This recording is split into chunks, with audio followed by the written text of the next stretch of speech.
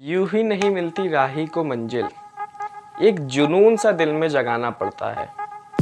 पूछा चिड़िया से कैसे बना आशियाना, बोली भरनी पड़ती है उड़ाने बार बार, तिनका तिनका हर रोज उठाना पड़ता है।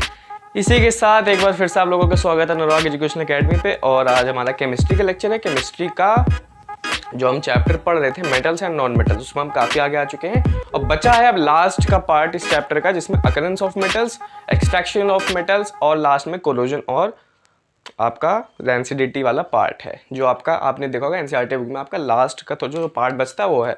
तो इस पूरे पार्ट को हम 2 लेक्चर्स में कवर करेंगे कि आज का लेक्चर आएगा एक, इसके बाद इस चैप्टर पे एक और लास्ट लेक्चर बनेगा अगला वाला, जिसमें हम थोड़ी कोलोजन की बातें कर रहे होंगे। आज हमें बेसिकली पढ़ना क्या है, थंबनेल में अपने टाइटल वाइटल आपने देख लिया होगा। वैसे हमें आज ओर्स के बारे में पढ़ना है, मिनरल्स के बारे में पढ़ना है, उसके बाद एक्सट्रैक्शन के बारे में पढ़ना है। आप सभी को पता है मेटल्स को हमने इस पूरे पार्ट में 3 तरह से क्लासिफाई करा है। एक जो मेटल्स होते हैं हायर रिएक्टिविटी के, एक मीडियम रिएक्टिविटी के, एक लोअर रिएक्टिविटी के।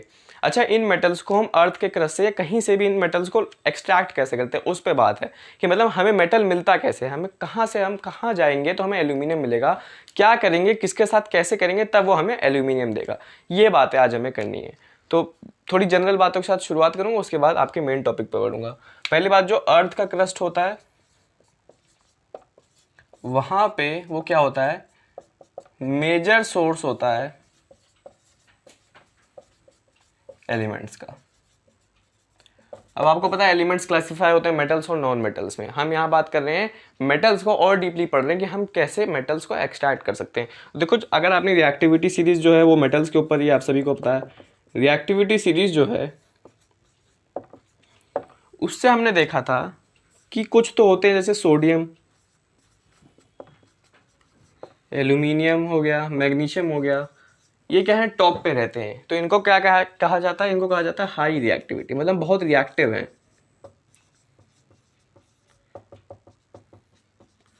क्या है, बहुत ज़्यादा रिएक्टिव है। मतलब आपने देखा ना सोडियम, पोटेशियम, ये सब इतने रिएक्टिव हैं कि ऑक्सीजन के साथ तुरंत रिएक्ट कर लेते हैं, वाटर के साथ बहुत वायलेंट रिएक्शन करते हैं। तो ये क्या करते हैं, ये कभी भी फ्री स्टेट में नहीं रहते।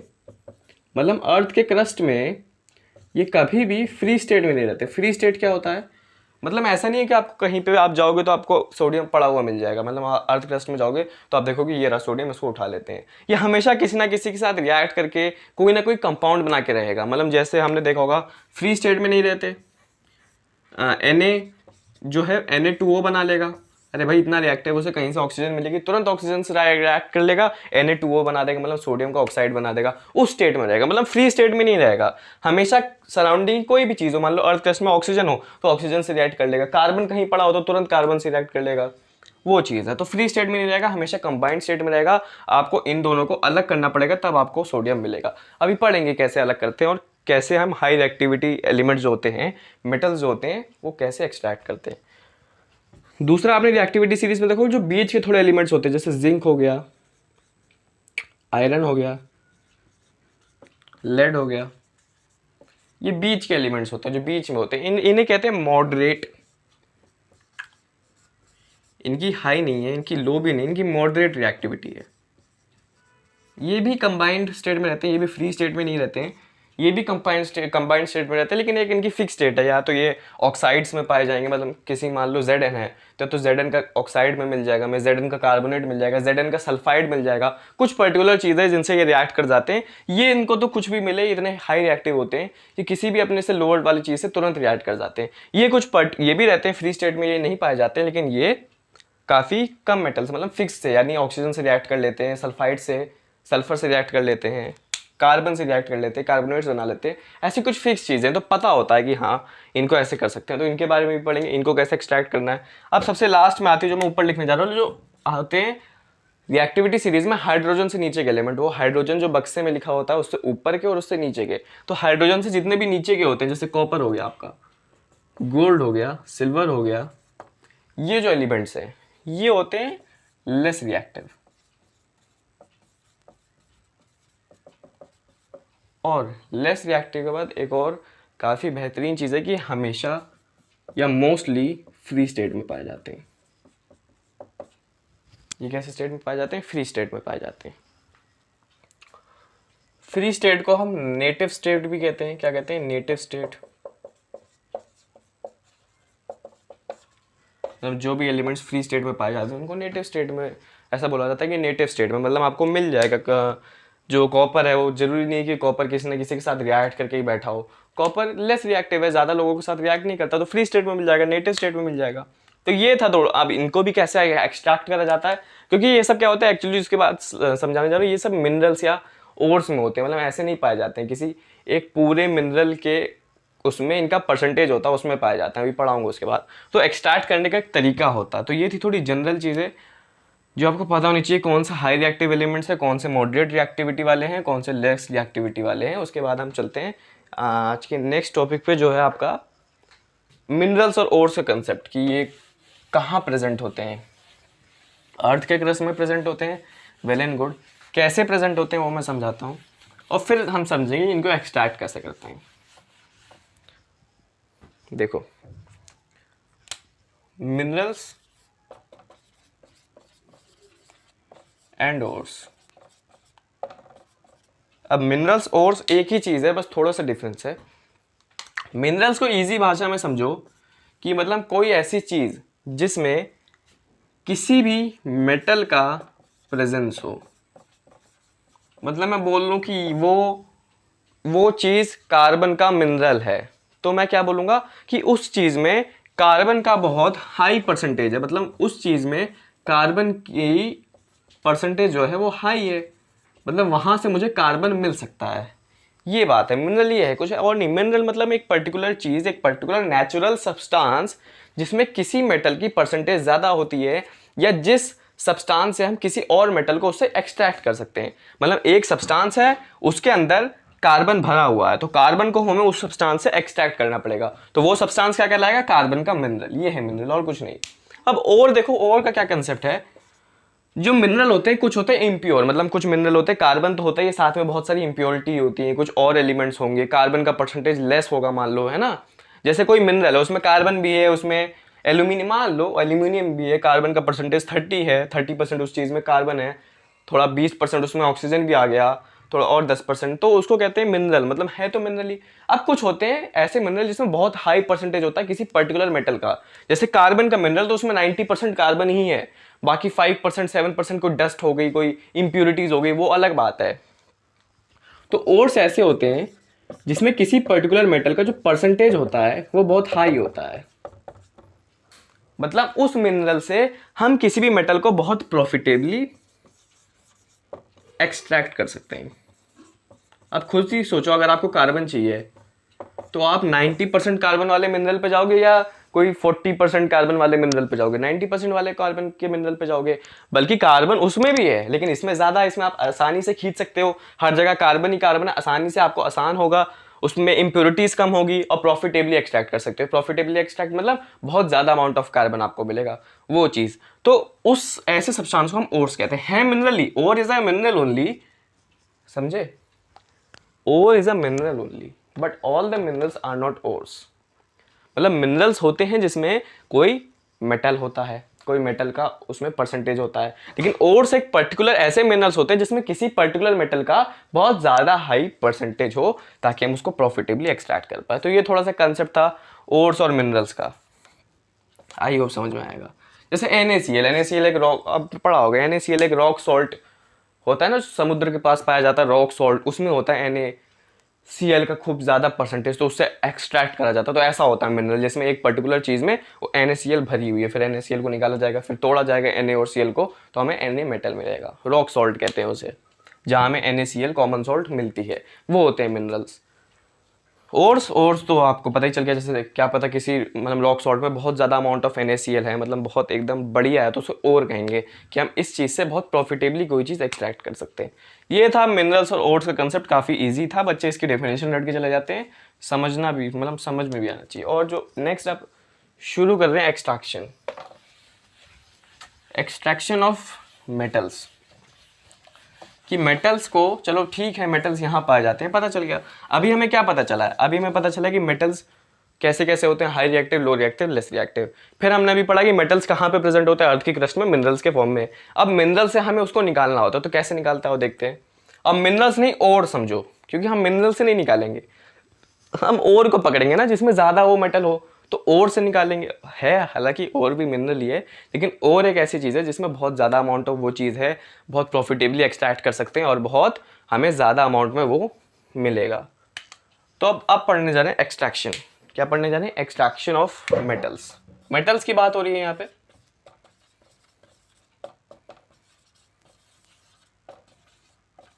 अच्छा, एक्सट्रैक्शन कैसे करते हैं, मतलब किसी भी मेटल को किसी और से हम कैसे पा पाएंगे।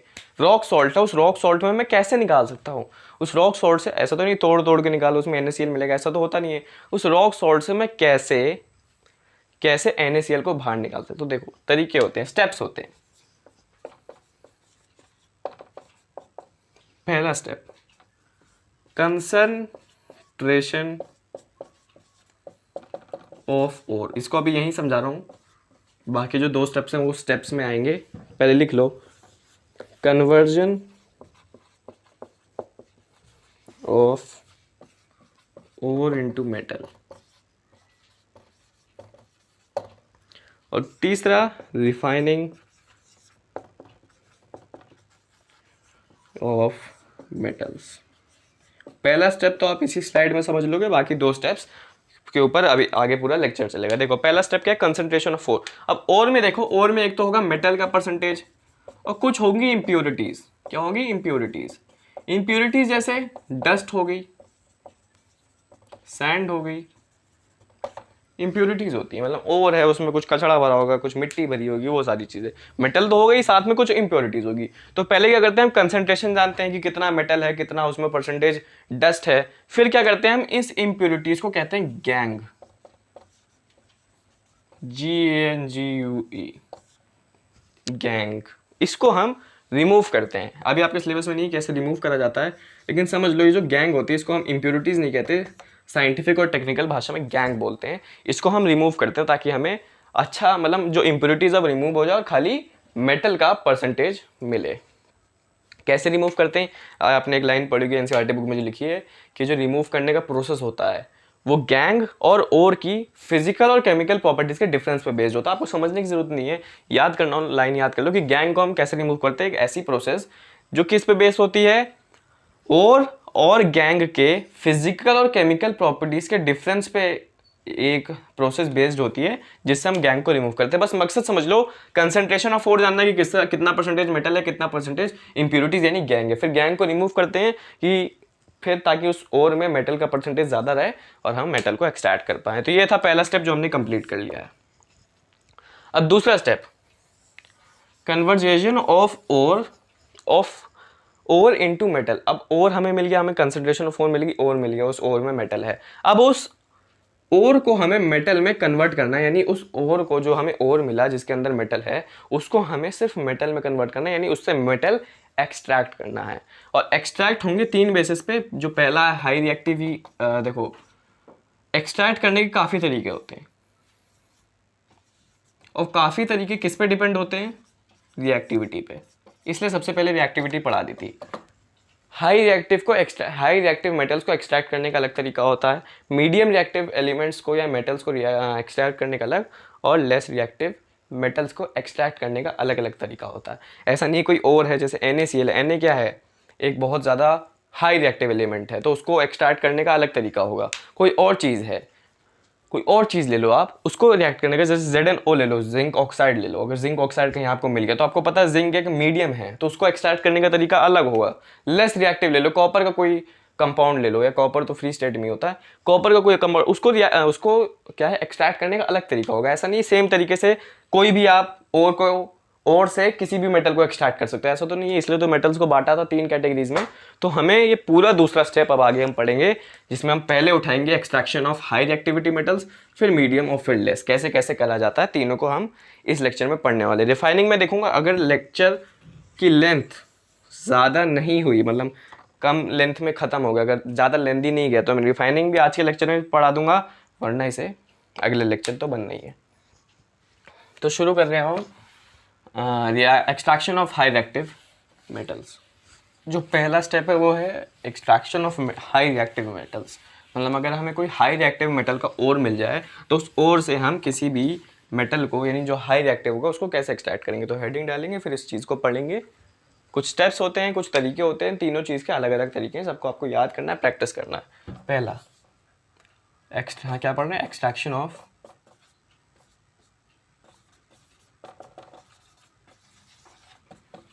High reactivity metals.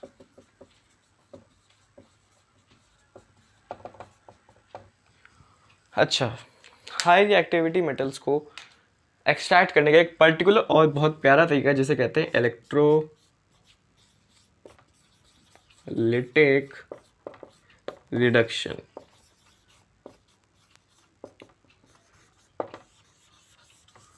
Electrolytic reduction एक ऐसी प्रोसेस है जिससे हम हाई रिएक्टिव मेटल्स को एक्सट्रैक्ट कर सकते हैं। कैसे कर सकते हैं, देखो इलेक्ट्रोलिटिक रिडक्शन में क्या करते हैं, मोल्टेन क्लोराइड्स या फिर ऑक्साइड्स हम बनाते हैं किसी भी मेटल का। जैसे NaCl है, हमें पता है वो हाई रिएक्टिव कंपाउंड है, उसमें हाई रिएक्टिव मेटल है जो Na है। अब उसे हमें NaCl से एक्सट्रैक्ट करना है। तो पहले क्या करेंगे, हम NaCl का मोल्टेन, जो NaCl है क्या है, क्लोराइड है, एक सोडियम का क्लोराइड है। तो पहले तो उस कंपाउंड को हम मोल्ट करेंगे, मोल्टेन फॉर्म में लाएंगे, चाहे किसी भी फॉर्म में होगा, सॉलिड में, लिक्विड में, पहले हम उसको मोल्टेन फॉर्म में लाएंगे। ठीक है, अब मोल्टेन फॉर्म में ऑक्साइड, जैसे सोडियम वोडियम हो गए, सोडियम हो गए, Mg हो गए, ठीक है, इन सब के मोल्टेन क्लोराइड्स बनते हैं। एक एल्यूमिनियम ऐसा है जिसका हम मोल्टेन ऑक्साइड बनाते हैं, फिर हम आगे की कार्रवाई करते हैं। समझ रहे हो कि नहीं समझ रहे हो, देखो Al2O3 है, NaCl है, हमें पता है क्लोराइड बन रखा है। अब पहले उस क्लोराइड को मोल्टेन बनाएंगे, पहले उसे जलाएंगे, मोल्टेन फॉर्म में लाएंगे, मोल्टेन क्लोराइड बनाएंगे। अगर एल्यूमिनियम का ऑक्साइड है, उससे हमें एल्यूमिनियम चाहिए, तो पहले एल्यूमिनियम के ऑक्साइड का मोल्टेन फॉर्म बनाएंगे, उसके बाद आगे का काम करेंगे। समझ में आ गई बात। चलो, मोल्टेन क्लोराइड हमें मिल गया। अब क्या करते हैं, हम इस मोल्टेन क्लोराइड से क्या पास करते हैं, इलेक्ट्रिसिटी, तभी नाम यही है, इलेक्ट्रिसिटी पास करते हैं और ये स्प्लिट हो जाते हैं। NaCl से मोल्टेन NaCl से इलेक्ट्रिसिटी पास करोगे तो Na और Cl2 गैस स्प्लिट हो जाएंगी। काम इनका होता है इलेक्ट्रोलिटिक रिडक्शन है। रिडक्शन इसलिए बोला क्योंकि देखो इनका एक अलग प्रोसेस होता है, जिसमें अभी मैं इसको मिटा के समझाता हूँ। इनका पूरा एक प्रोसेस होता है, ऐसे हवा में नहीं हो जाता है। एनोड और कैथोड का इसमें बहुत इंपॉर्टेंट काम होता है, और एनोड एज अ रिडक्टिंग सब्सटेंस या रिड्यूसिंग सब्सटेंस की तरह काम करता है। अभी मैं जब एग्जांपल लूंगा NaCl का तो और इससे समझाऊंगा। अभी समझो, जो जैसे एनोड है, कैथोड है, अब जानते हो कि नहीं जानते हो इन दोनों को। कैथोड होता है नेगेटिवली चार्ज इलेक्ट्रोड, उल्टा तरीके से याद रखना है, अभी समझाता हूँ। ये होता है पॉजिटिवली चार्ज इलेक्ट्रोड।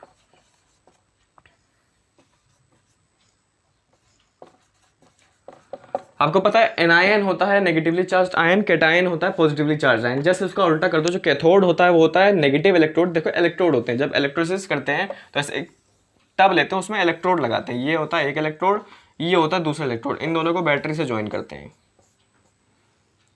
समझ आ गई बात। तो मान लो ये है एनोड, ये नेगेटिवली चार्ज होगा, और ये है कैथोड, ये पॉजिटिवली चार्ज होगा। समझ आ गई बातें। अब ये एनोड क्या करता है, देखो मान लो ये मोल्टेन फॉर्म में हमने यहाँ ले लिया, समझाने के लिए कह रहा हूँ, वैसे मुझे नहीं पता बीकर में लेते। मोल्टेन फॉर्म में यहाँ हमने NaCl ले लिया।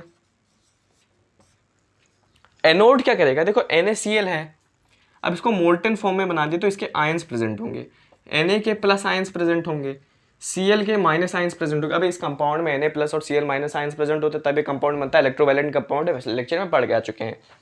एनोड क्या करेगा, एनोड ना इलेक्ट्रिक सिटी प्रोड्यूस करेगा, यानी इलेक्ट्रॉन्स इसको सप्लाई करेगा। एनोड क्या करेगा, एनोड सप्लाई करेगा electrons to Na plus ions.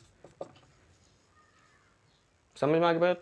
तो Na प्लस आयंस से ये एक इलेक्ट्रॉन इसको प्रोवाइड कर देगा, तो क्या हो जाएगा, ये Na मेटल बन जाएगा। Na प्लस था, आयन था Na प्लस, अब Na प्लस को एक इलेक्ट्रॉन इसने प्रोवाइड कर दिया, Na+ कैसे बनता है, सोडियम एक इलेक्ट्रॉन लूज करता है तब Na+ बन जाता है। अब एनोड ने उल्टा काम कर दिया, उसको एक इलेक्ट्रॉन दे दिया Na+ को, तो वापस सोडियम मेटल बन गया और ये सोडियम मेटल जाके कैथोड पे डिपॉजिट हो जाता है। और ये जो अलग हो जाती है यहाँ पे Cl गैस, और Cl गैस वापस आके एनोड पे डिपॉजिट हो जाती है। ये काम होता है। अभी समझाऊंगा इसे और थोड़ा रिएक्शन वाले मेथड से जब NaCl का एग्जांपल लेंगे। अभी थोड़ा समझो फिर समझ के आगे चलो। अब एक और बात है जो मैंने अभी बोली कि इलेक्ट्रोलिसिस होता है, स्प्लिटिंग हो जाती है। क्या हो जाती है, स्प्लिटिंग हो जाती है। जैसे ही NaCl मोल्टन क्लोराइड लिया, उस पर इलेक्ट्रिसिटी पास करी, Na और Cl स्प्लिट हो गए। जो प्योर मेटल होगा, देखो स्प्लिट हो गए, Na मेटल आ गया, Na और Cl स्प्लिट हो गए, Na एक प्योर मेटल है। अब वो Na मेटल कहाँ जाके डिपॉजिट हो जाएगा, वो कैथोड पे डिपॉजिट हो जाता है। और अगर हम क्लोराइड की बात करें किसी भी कंपाउंड का, जैसे Na का क्लोराइड ले रहे हैं ना NaCl, Mg का क्लोराइड लेते हैं MgCl2, तो अगर क्लोराइड फॉर्म में ये इलेक्ट्रोलिसिस प्रोसेस परफॉर्म कर रहे हैं तो जो क्लोरीन गैस होगी, क्लोराइड लिया तो क्लोरीन गैस फॉर्म होगी, ऑक्साइड लिया जैसे एल्यूमिनियम का ऑक्साइड लेते हैं तो ऑक्सीजन गैस फॉर्म होगी। वो कहाँ पे बनती है, वो जाके एनोड पे डिपॉजिट हो जाती है। ये काम होता है पूरी प्रोसेस में। प्रोसेस होती है, कोई प्रोसेस है, मान लो इलेक्ट्रोलिसिस, इलेक्ट्रोलाइटिक रिडक्शन कोई ऐसी प्रोसेस है जिससे हम मेटल और पर्टिकुलर गैस को बांट सकते हैं। फिर शुरू से रिवाइज करवा रहा हूँ। पहले हम क्या लेते हैं, जो भी है NaCl है, सोडियम है, किसी कंपाउंड में फॉर्म होगा, पहले उसका देखो सोडियम का या तो क्लोराइड होगा। मोस्टली देखो सोडियम ऐसी चीज़ है, सोडियम और क्लोरीन ये दोनों बहुत खास होते हैं क्योंकि सोडियम को एक इलेक्ट्रॉन चाहिए देना होता है और क्लोरीन को एक इलेक्ट्रॉन चाहिए होता है आयंस बनाने के लिए। तो ये बहुत खास होते हैं, हमेशा आपस में रिएक्ट कर जाते हैं। तो ये जो हाई रिएक्टिव एलिमेंट्स होते हैं वो मोस्टली क्लोराइड के फॉर्म में होते हैं, कुछ ऑक्साइड के फॉर्म में होते हैं, ज़्यादा स्टेबल फॉर्म्स होती हैं सब, इसलिए इन फॉर्म में होते हैं। तो हम क्या करते हैं, इनके इस फॉर्म को मोल्ट कर देते हैं, मोल्टन बना देते हैं। क्यों बनाते हैं, क्योंकि हमें इलेक्ट्रोलाइटिक रिडक्शन करना होता है। तो इसको मोल्टन फॉर्म में हमने बना दिया, फिर हमें करना है इलेक्ट्रोलाइटिक रिडक्शन। उसमें क्या है, वो ऐसी प्रोसेस है जो गैस और मेटल को स्प्लिट कर देगी। अगर क्लोराइड फॉर्म लिया तो क्लोरीन गैस को अलग कर देगी और मेटल को अलग कर देगी, तो मेटल हमें मिल जाएगा। और अगर ऑक्साइड फॉर्म लिया तो ऑक्सीजन गैस को अलग कर देगी, मेटल को अलग कर देगी, मेटल मिल जाएगा। मेटल हमें कहाँ मिलता है पूरे प्रोसेस में, कैथोड पर मिलता है। वहां से हम मेटल को एक्सट्रैक्ट कर, मतलब वहां से मेटल को उठा सकते हैं और गैस हमें एनोड पर मिल जाएगी। अब मैं एग्जाम्पल से समझाता हूँ कि क्या प्रोसेस होती है और एनोड पे क्या हो रहा होता है और कैथोड पे क्या हो रहा होता है। क्योंकि देखो वैसे तो समझ में आ गया, क्या समझ में आ गया, हमें ये समझ में आ गया। देखो हमें ये समझ में आया कि हमें NaCl लेना है। अगर हमें Na को प्राप्त करना है, Na एक हाई रिएक्टिव एलिमेंट, अगर हमें इसे एक्सट्रैक्ट करना है तो NaCl उठाएंगे, वो भी मोल्टन स्टेट में। इसके थ्रू इसका हम करेंगे इलेक्ट्रोलिसिस, यानी इलेक्ट्रोलाइटिक रिडक्शन करेंगे, यानी इलेक्ट्रिसिटी इस एलिमेंट से पास करवाएंगे। तो क्या होगा, सिंपल काम होगा, Na और Cl2 स्प्लिट हो जाएंगे। ये कैथोड पे फॉर्म होता है जो प्योर होता है पहले से। इस प्रोसेस में जो मेटल मिलता है वो हमेशा प्योर मिलता है, और ये एनोड पे फॉर्म होगा। मतलब इस प्रोसेस में जो बाहर निकल के मेटल आता है वो कभी भी इम्प्योर नहीं होता, हमेशा प्योर होता है। उसको बाद में रिफाइन करने की जरूरत नहीं होती। ये तो हमें समझ में आ गया। अब देखो असल में काम क्या हो रहा होता है, मैं आपको समझाता हूँ असल में हो क्या रहा है। अब अगर समझ लोगे अच्छे से तो बिल्कुल अच्छी वाली फील आ जाएगी कि कैसे इलेक्ट्रोलाइटिक प्रोसेस परफॉर्म होती है। मैं बताता हूँ आपको। देखो एट कैथोड पढ़ना है इसमें एक चीज,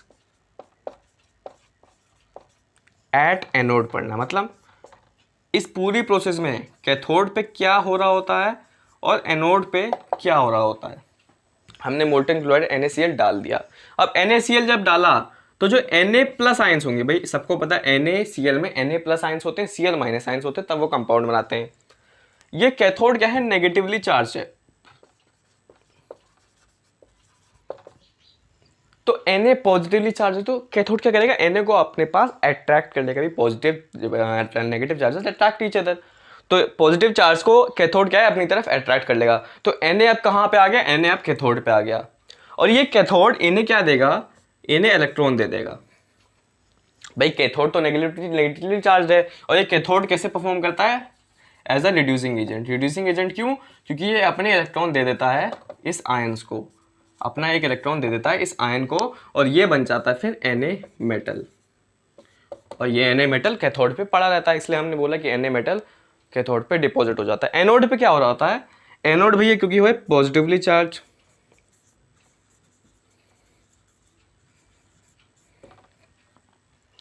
ये क्या करता है, Cl है, Cl माइनस आयन है। अब Cl अपना आयन एनोड को दे देता है माइनस इलेक्ट्रॉन, और ये Cl बना लेता है। एनोड पे क्या हो रहा था, एनोड पे देखो पॉजिटिव चार्ज ने अट्रैक्ट करा Cl को, Cl आ गया एनोड पे। अब ये Cl क्या करेगा, अपना एक इलेक्ट्रॉन, ये इलेक्ट्रॉन आया होता है फ्रॉम कैथोड, कैथोड ने यहाँ इसको इलेक्ट्रॉन दिया होता है, और ये गिवन टू एनोड। क्लोरीन क्या है, एनोड को अपना एक इलेक्ट्रॉन दे देता है और Cl एटम बना लेता है, क्लोरीन एटम, और हो जाता है। अब बैलेंस करोगे तो यहाँ 2, क्योंकि देखो NaCl Na प्लस Cl2, तो इसको बैलेंस करोगे तो आप यहाँ लगाओगे 2 और यहाँ भी लगाओगे 2, तो यहाँ 2 2 लगाओगे, यहाँ भी वही काम करोगे। वो बैलेंसिंग अलग है, कंसेप्ट समझो, कंसेप्ट ये है। और ये एनसीईआरटी में कहीं लिखा नहीं है, तो बच्चे इसको रट के चले जाते हैं कि हाँ इलेक्ट्रोलाइटिक रिडक्शन होता है, कुछ काम होता होगा, स्प्लिट हो जाते होंगे। ये है पूरा इलेक्ट्रोलाइटिक रिडक्शन। ऐसे हम किसी भी हाई रिएक्टिव एलिमेंट को क्या कर सकते हैं, एक्सट्रैक्ट कर सकते हैं।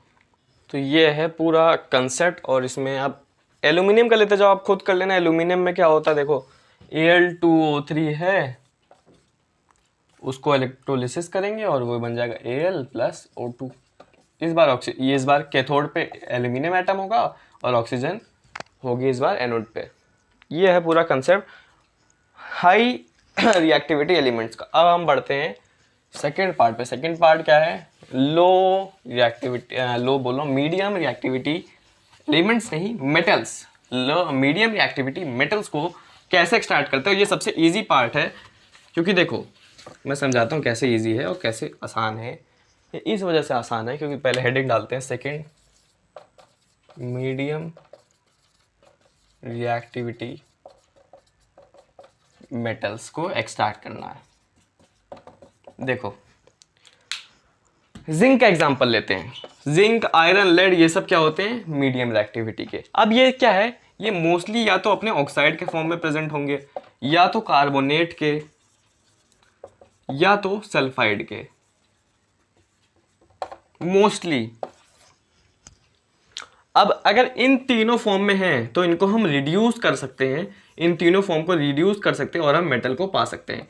अब आप बोलोगे सर हमने हाई रिएक्टिव वाली एलिमेंट्स के साथ ऐसा क्यों नहीं करा, क्योंकि वो भी तो किसी तरह को एल्यूमिनियम ऑक्साइड था, तो एल्यूमिनियम ऑक्साइड को भी किसी और के साथ रिएक्ट करके डिस्प्लेसमेंट रिएक्शन करके रिड्यूस कर लेते, पा जाते। उसमें क्या होता है, उनके ऑक्साइड बहुत हाई रिएक्टिव एलिमेंट्स के ऑक्साइड बहुत स्टेबल होते हैं, बताना बहुत स्ट्रांगली रिएक्ट करके बहुत स्टेबल बनाते हैं, तो वो किसी से रिड्यूस नहीं हो पाते। अभी कम स्टेबल होते हैं, लेस रिएक्टिव नहीं है, मीडियम रिएक्टिव है, तो आराम से इनको रिड्यूस करा जा सकता है। समझ रहे हो ना, जैसे मैंने बोला था Al2O3, इसको या तो किसी से रिड्यूस कर लेते, या तो किसी इसके बड़े वाले जैसे Na के साथ रिएक्ट कर लेके इसको डिस्प्लेस रिएक्शन कर देते, तो Na का ऑक्साइड बन जाता और एल्यूमिनियम हमें मिल जाता रिएक्शन में। सोच रहे होगे ना, ये दिमाग में आ रहा होगा, क्योंकि इसके साथ हम कर सकते हैं, जैसे ZnO है तो इसको किसी के साथ रिड्यूस करके डिस्प्लेसमेंट रिएक्शन परफॉर्म करके हम Zn को पा सकते हैं। पड़ा है डिस्प्लेसमेंट रिएक्शन। तो ये काम हम इसमें नहीं कर सकते, इसमें कर सकते हैं। इसमें क्यों नहीं कर सकते, क्योंकि इनके ऑक्साइड बहुत स्टेबल होते हैं, बहुत हाई रिएक्टिव एलिमेंट्स होते हैं, तो बहुत स्टेबल ऑक्साइड बनाते हैं, तो रिड्यूस से काम नहीं चल पाता, कोई और एलिमेंट इनको रिड्यूस नहीं कर पाता, इसलिए हमें इलेक्ट्रोलाइटिक रिडक्शन ही करना पड़ता है। यहाँ ऐसा काम हो सकता है। देखो एक तो पहली बात, किसी भी ऑक्साइड को हम रिड्यूस तो कर ही सकते हैं। अब देखो ऑक्साइड को रिड्यूस करना ज़्यादा आसान है, कार्बोनेट और सल्फोनेट को रिड्यूस करना थोड़ा कम आसान है। तो हम क्या करते हैं, अगर मान लो जिंक का हमें कहीं कार्बोनेट मिल गया या सल्फाइड मिल गया, मान लो कहीं पे, या आयरन का अगर कहीं कार्बोनेट या सल्फाइड मिल गया, तो पहले हम कोशिश करते हैं उसे ऑक्साइड में कन्वर्ट करने की, और फिर उसके बाद हम ऑक्साइड को रिड्यूस करके उस पर्टिकुलर मेटल को पा सकते हैं। जैसे पहला प्रोसेस कैल्किनेशन, सीधे प्रोसेस पर हो जाता, घुमाने वाली बात नहीं करते। कैल्कुलेशन क्या होता है, जैसे ZnCO3 है, इसको हम एब्सेंस ऑफ O2 में क्या कर देंगे, हीट कर देंगे। हीटेड स्ट्रांगली होता है, बहुत स्ट्रांग हीट करेंगे और हमें ZnO प्लस CO2 मिल जाएगा। और सीधे रोस्टिंग पे ZnS प्रेजेंस ऑफ O2 पे हीट कर देंगे और हमें ZnO प्लस SO2 मिल जाएगा। क्या लिखे हैं मैंने दोनों चीज़, कैलकुलेशन एंड रोस्टिंग। क्या होती है ये, मैंने बोला अगर किसी चीज़ का, किसी मीडियम रिएक्टिव एलिमेंट का हमें कहीं कार्बोनेट या सल्फाइड मिल गया, कार्बोनेट या सल्फाइड मिल गया, तो हम कोशिश करेंगे उसको ऑक्साइड में बनाने की। ऑक्साइड में बनाने की कैसे करेंगे? अगर कार्बोनेट मिलता है तो एक पर्टिकुलर प्रोसेस होती है जिसे कहते हैं कैल्किनेशन। उसमें हम उस पर्टिकुलर कार्बोनेट को एब्सेंस ऑफ ऑक्सीजन यानी एब्सेंस ऑफ एयर में हीट करते स्ट्रांगली, और हमें ऑक्साइड मिल जाता है। साथ में कुछ और मिलता है, उसकी हमें चिंता नहीं करनी। और अगर सल्फाइड है और उसको ऑक्साइड बनाना है तो रोस्टिंग करते हैं। रोस्टिंग में क्या करते हैं, उस सल्फाइड को लेते हैं, उसको प्रेजेंस ऑफ ऑक्सीजन में, प्रेजेंस ऑफ एयर में स्ट्रांगली हीट करते हैं और हमें ऑक्साइड मिल जाता है। और साथ में कुछ और मिलता है, हमें उसकी भी फिक्र नहीं है। तो ये दो प्रोसेस हैं जिससे हमें क्या मिल गया, ZnO मिल गया। अब चलो ZnO मिल गया, अब ZnO से हमें बनाना है Zn। भाई ZnO थोड़ी ना चाहिए, हमें तो मेटल चाहिए Zn। क्या कर रहे हैं हम यहाँ पे, मीडियम रिएक्टिविटी एलिमेंट्स को एक्सट्रैक्ट कर रहे हैं। तो ZnO तो नहीं चाहिए, हमें चाहिए Zn। अब सिंपल है, ZnO को किसी भी और एलिमेंट के साथ रिड्यूस कर लो। ZnO है, मैं इसको कार्बन के साथ रिड्यूस कर लेता हूँ। कैसे रिड्यूस करूँगा, जब मैं इसको कार्बन के साथ रिएक्ट करवाऊंगा तो जो ऑक्सीजन है वो कार्बन के पास चला जाएगा, तो हमें Zn मिलेगा और साथ में CO कार्बन मोनोऑक्साइड मिल जाएगा। लो Zn मिल गया। अब बात है कि इम्प्योर होता है और इस इम्प्योर को हमें प्योर करना पड़ता है, जो हम रिफाइनिंग में पढ़ेंगे कि रिफाइनिंग करते हैं तो कैसे इम्प्योर मेटल जो हमें मिलता है उसको हम कैसे प्योर बना सकते हैं। ये बात है, समझ में आ गई बात? अगर समझ में आ गई तो कुछ इसमें इंपॉर्टेंट केसेस बनते हैं। इंपॉर्टेंट केसेस में हमें 2 केसेस पढ़ने हैं। अभी समझाता हूँ क्या इंपॉर्टेंट केसेस है। देखो पहला तो इंपॉर्टेंट केस है जिसमें मैंगनीज डाइऑक्साइड वाला एग्जाम्पल है। अब उसमें समझना ये है कि जैसे मैंगनीज डाइऑक्साइड, लाल पेन से आज नहीं लिखा, थोड़ा लाल पेन से लिखते हैं, मैंगनीज डाइऑक्साइड। अब इसको मैं कार्बन से रिड्यूस नहीं कर सकता क्योंकि जिंक से ज्यादा रिएक्टिव है। कार्बन इतना केपेबल नहीं है कि इसको रिड्यूस कर दे और इसके ऑक्साइड से। तो हम क्या करते हैं, इससे हाइयर रिएक्टिव एलिमेंट से, जैसे इसमें हम डिस्प्लेसमेंट रिएक्शन का यूज करेंगे। भाई डिस्प्लेसमेंट रिएक्शन कब काम आएगी? चलो मान लिया कि हाई रिएक्टिव एलिमेंट वाली केस में डिस्प्लेसमेंट रिएक्शन काम नहीं आ पाई, लेकिन मीडियम रिएक्टिव, मैंगनीज भी एक मीडियम रिएक्टिविटी वाला एलिमेंट है, मेटल है, तो वहां पे हम डिस्प्लेसमेंट रिएक्शन किसी के साथ यूज कर सकते, कोई भी। इसलिए तो मैंने बोला मीडियम रिएक्टिविटी मेटल्स ईजी है। कोई भी मीडियम रिएक्टिविटी का मेटल है उसको उससे थोड़ी हाई रिएक्टिविटी वाले इसके साथ रिएक्ट कर ला तो डिस्प्लेसमेंट रिएक्शन हो जाएगी और वो बेचारा मेटल अलग पड़ा रहेगा रिएक्शन में। तो जैसे MnO2 इसको हम Al के साथ रिएक्ट करवाते हैं, एल्यूमिनियम क्या इससे ज़्यादा रिएक्टिव है, तो रिएक्शन हो जाती है और रिएक्शन बनती है, Al2O3 बन जाता है। भाई ज़्यादा रिएक्टिव है, इससे कर लेगा और ये बेचारा अलग पड़ा रहेगा Mn, हमें मिल गया Mn। साथ में इन सब रिएक्शन में जो डिस्प्लेसमेंट रिएक्शन होती है वो होती है बहुत ज़्यादा एक्सोथर्मिक, मतलब बहुत ज़्यादा हीट प्रोड्यूस कर देती हैं ऐसी reactions. Displacement reactions are mostly exothermic. अब एक जो इसमें स्पेशल केस बनता है वो ये बनता है, वो कहता है हमसे, उसके पर्टिकुलर नाम भी है, उससे कहते हैं थर्मिट रिएक्शन।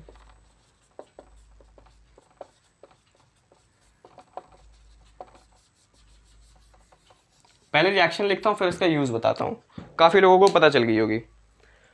आयरन भी एक मीडियम रिएक्टिविटी वाला एलिमेंट है। मान लो आयरन का ऑक्साइड है Fe2O3 फेरिक ऑक्साइड, सभी जानते हैं। इसको भी मैं भाई इसको रिड्यूस करना है, कोई दिक्कत नहीं, आयरन से ज़्यादा रिएक्टिव वाले एलिमेंट्स के साथ करवा दो, डिस्प्लेसमेंट रिएक्शन हो जाएगी, आयरन अकेला पड़ा रहेगा। तो चलो Al से ही करवा दिया मान लो। अब इसमें क्या होता है, Fe बेचारा अकेला पड़ा रहता है, साथ में हमें Al2O3 और बहुत ज़्यादा हीट, डिस्प्लेसमेंट, ऐसी डिस्प्लेसमेंट रिएक्शन में बहुत ज़्यादा हीट प्रोड्यूस होती है। और इनफैक्ट इस पर्टिकुलर रिएक्शन में इसे थर्मिट रिएक्शन इसलिए कहा गया और इसलिए इंपॉर्टेंट है क्योंकि इस पर्टिकुलर रिएक्शन में इतनी हीट प्रोड्यूस होती है कि जो आयरन होता है वो मोल्टन स्टेट में पाया जाता है। इतनी ज़्यादा हीट कि आयरन बेचारा जल जाता है, मोल्टन स्टेट में पाया जाता है जब ये रिएक्शन कंप्लीट होती है। और यही इसका इस रिएक्शन का यूज होता है to weld cracked iron parts. अब क्रैक्ड आयरन पार्ट्स का क्या मतलब है, वेल्ड करना मतलब जोड़ना, आयरन के पार्ट्स मतलब कोई रेलवे ट्रैक मान लो टूट गया, कोई और मशीन का जो पार्ट टूट गया, ठीक है, ऐसी चीज़ें, कोई आयरन का ब्रिज है या कोई भी जो आयरन की चीज़ होती है वो अगर टूट गया है तो उसको वेल्ड या जोड़ सकते हैं। कैसे जोड़ सकते हैं, मान लो रेलवे का ट्रैक टूट गया है, आयरन से बना होता है, ये ऐसे चल रहा था, ये यहाँ थोड़ा टूट गया, ऐसे हो गया, तो जो मोल्टन आयरन हमें मिलती है वो हम इसमें भर देते हैं ऐसे बीच में।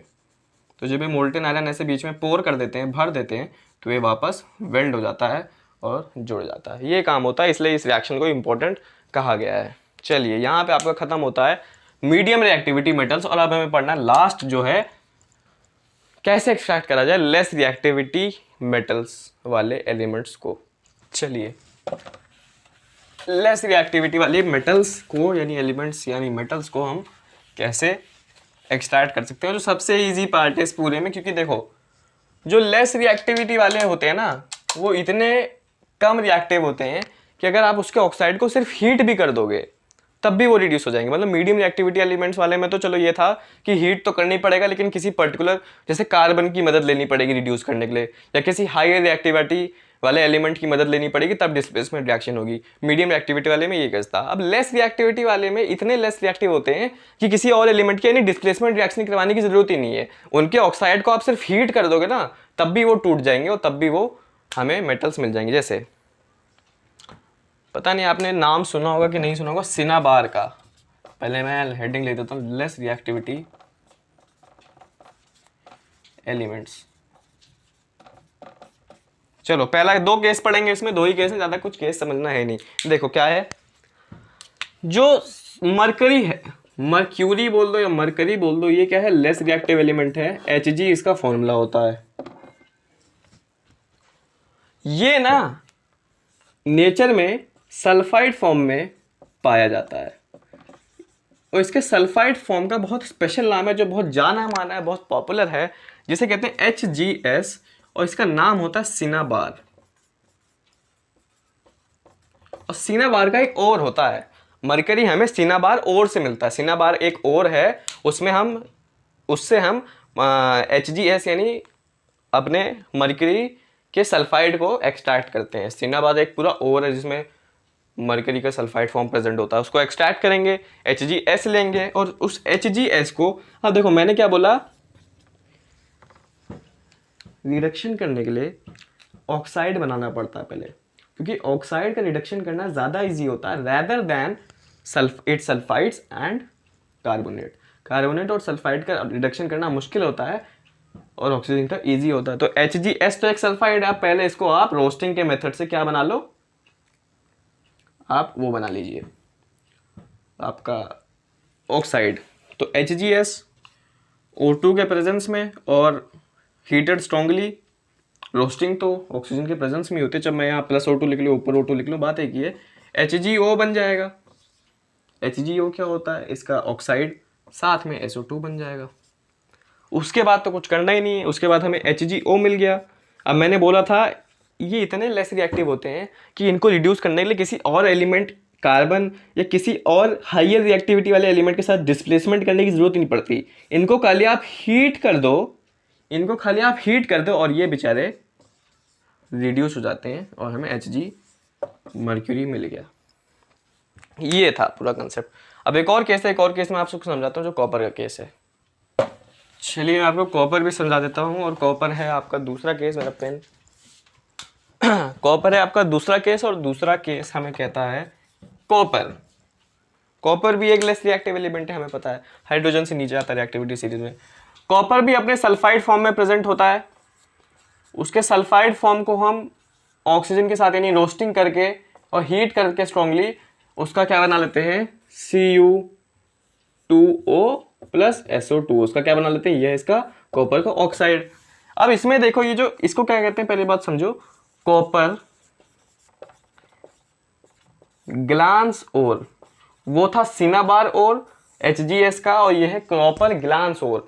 अब ये कॉपर ग्लांस ओर को जब हम ऑक्सीजन के साथ रिएक्ट करते हैं तो पूरा नहीं हो जाता, मतलब ऐसा नहीं पूरा का पूरा और बन जाता है, इसमें कुछ ऑक्सीडाइज कर लेना इसको।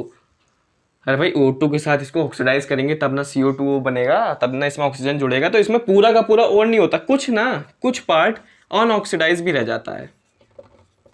अब इसके बाद का प्रोसेस हम क्या करते हैं, Cu2O को हम उठाते हैं और इस अनऑक्सीडाइज्ड ओर से जो बचा हुआ Cu2S है उसके साथ रिएक्ट करवा देते हैं और फिर हमें कॉपर मिल जाता है, साथ में SO2 मिल जाता है।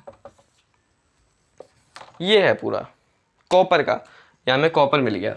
तो ये था पूरा आपका थ्योरी वाला पार्ट, जिसमें थोड़ा समझना था, थोड़ा याद करनी थी रिएक्शन, थोड़े कुछ केसेस पढ़ने की ज़रूरत थी। तो अभी मैंने रिफाइनिंग ही नहीं उठाई, क्योंकि रिफाइनिंग और कोरोजन और रेंसिडिटी जो लास्ट का पार्ट बचा और एलॉयज का कंसेप्ट वो मैं पूरा आपको नेक्स्ट लेक्चर में बताऊंगा। तो नेक्स्ट लेक्चर होपफुली इस पूरे चैप्टर का आखिरी लेक्चर होगा, लास्ट लेक्चर। उसके बाद मोस्ट इंपॉर्टेंट वाले क्वेश्चन की सीरीज आएगी और हम नेक्स्ट लेक्चर जो हमारे लास्ट लेक्चर अब बचा, लास्ट चैप्टर जो बचा है केमिस्ट्री में पीरियोडिक क्लासिफिकेशन, उसकी तरफ हम बढ़ जाएंगे। तो तब तक ले आप लोग पढ़ाई करते रहें और सपोर्ट करते रहें। कोई चीज़ होगी तो नीचे मांग सकते हैं, बाकी आप लोग तो मेहनत कर ही रहे हैं। तो stay tuned with me till then, bye.